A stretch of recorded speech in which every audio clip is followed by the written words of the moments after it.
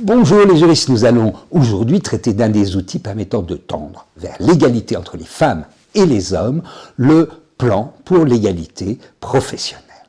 C'est Léa qui est élue au CSE de son entreprise de 150 salariés dans laquelle il n'y a pas de présence syndicale. Elle souhaite néanmoins pouvoir négocier un plan d'égalité professionnelle entre les femmes et les hommes. En effet, dans toutes les entreprises sont prises pour les femmes des mesures temporaires visant à établir l'égalité des chances, c'est le plan d'égalité professionnelle. Ce plan peut être négocié et la négociation va s'inscrire, le cas échéant, dans les négociations obligatoires dans les entreprises disposant de délégués syndicaux.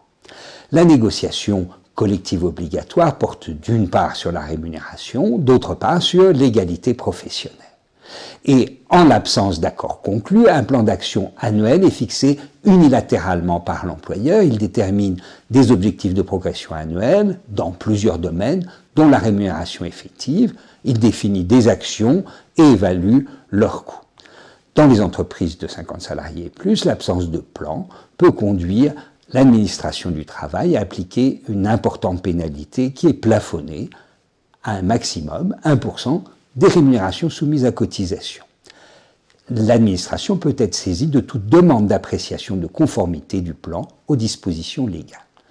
Alors, pour Léa, en l'absence de syndicat dans son entreprise, il n'y a pas d'obligation de négocier. L'engagement de négociation dépendra du bon vouloir de l'employeur.